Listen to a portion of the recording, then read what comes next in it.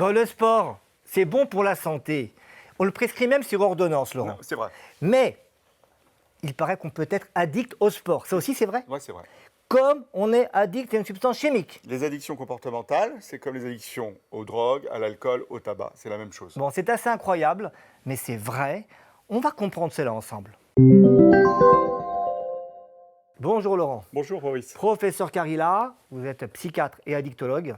Dites-moi, comment savoir si ces personnes sont addictes au sport?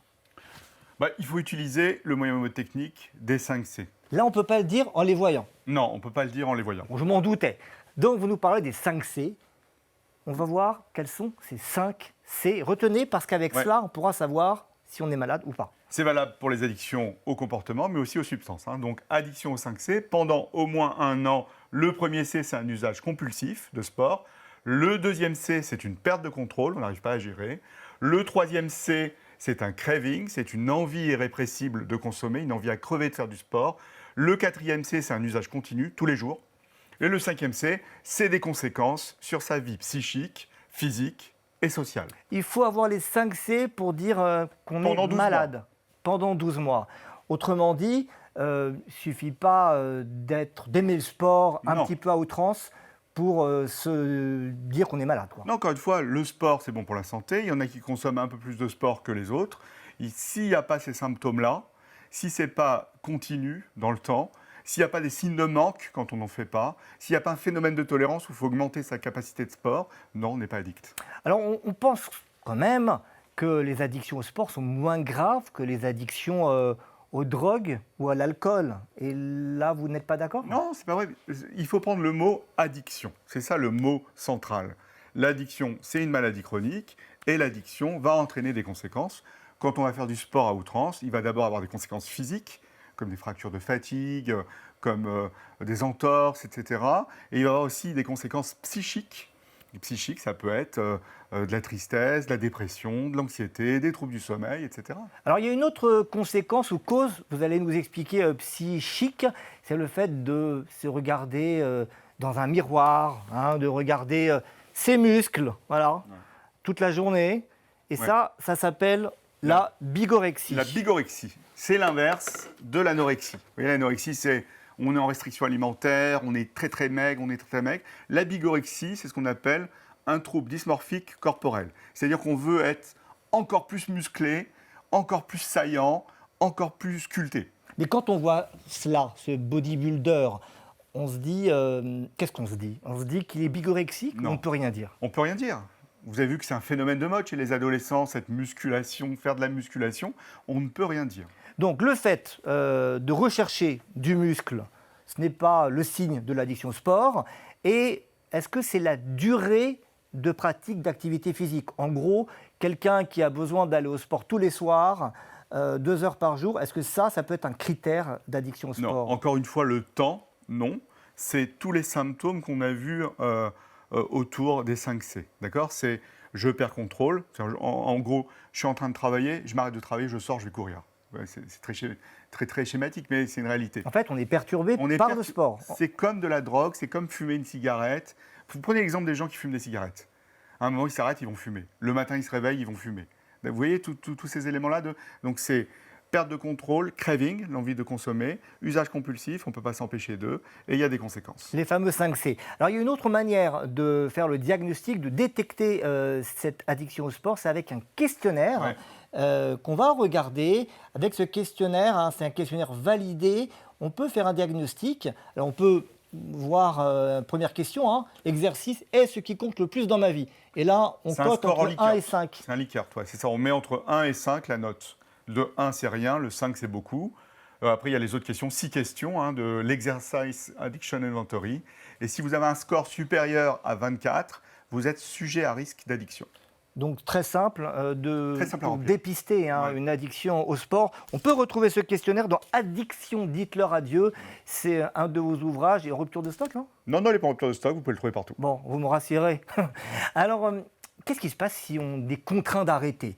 On s'est blessé, on ne peut plus faire de sport. C'est comme si on arrête une substance chimique à laquelle on était addict? Imaginez, vous fumez des cigarettes et tout d'un coup, vous vous arrêtez.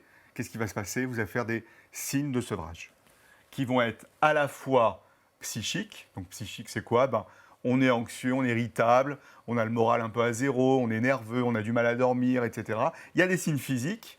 Donc les signes physiques, c'est essentiellement des douleurs et c'est au niveau de l'appétit. On perd un peu l'appétit.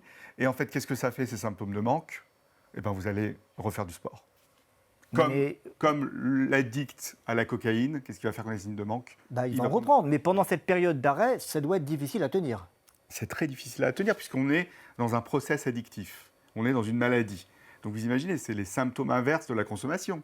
Donc vous consommez, vous essayez d'être pseudo-bien parce qu'on n'est jamais bien, et vous arrêtez de consommer brutalement, vous êtes hyper mal. Est-ce que les enfants, les ados sont touchés comme les adultes, ou c'est une maladie qui touche uniquement après un certain âge? On est plutôt dans la maladie adulte. Les enfants et les ados sont rarement addicts, ils ont rarement l'addiction. Il y en a qui vont être vulnérables dans leur adolescence avec des signes comme l'estime d'eux-mêmes faible, ils ne se sentent pas bien, ils sont déprimés, ils sont anxieux, ils sont hyperactifs, tout ce que vous voulez. C'est des symptômes qui peuvent participer, mais ils vont être addicts tardivement. C'est plutôt un début d'âge d'adulte. Et est-ce que le fait de pratiquer certains sports peut faciliter la survenue d'une addiction au sport?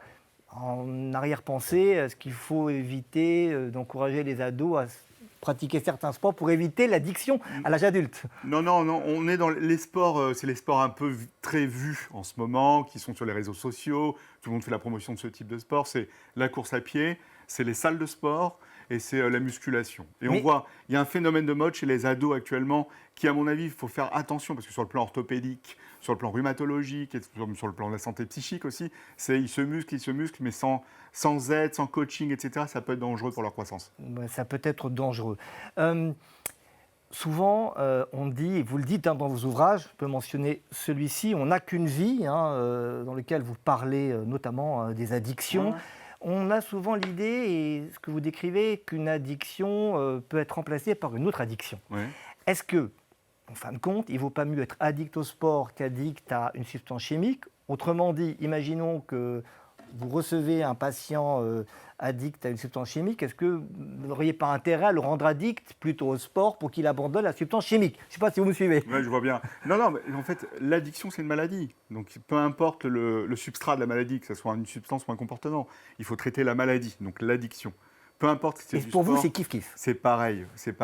Mais c'est vrai que l'exercice physique régulé, on le recommande dans toutes les formes d'addiction. Oui, exercice physique régulé, mais pas une addiction au sport pour remplacer une addiction à une substance chimique. Est-ce qu'on peut guérir de l'addiction au sport? Moi, j'aime pas le mot guérison dans les addictions. Je parle plutôt de rémission longue. Oui, si on s'accroche à un programme de soins. Le programme de soins, en gros, dans les addictions, c'est au moins une année avec de la psychothérapie, avec des médicaments s'il faut, avec des groupes de parole, avec du soutien psychologique, avec du renforcement motivationnel. Vous voyez, il y a tous ces éléments-là. Et il y a aussi, vous voyez, moi je parle pour les addictions en général, le sport c'est valable aussi, je parle de l'arbre addict. Vous voyez, quand vous voyez un arbre dans la rue, il y a des branches.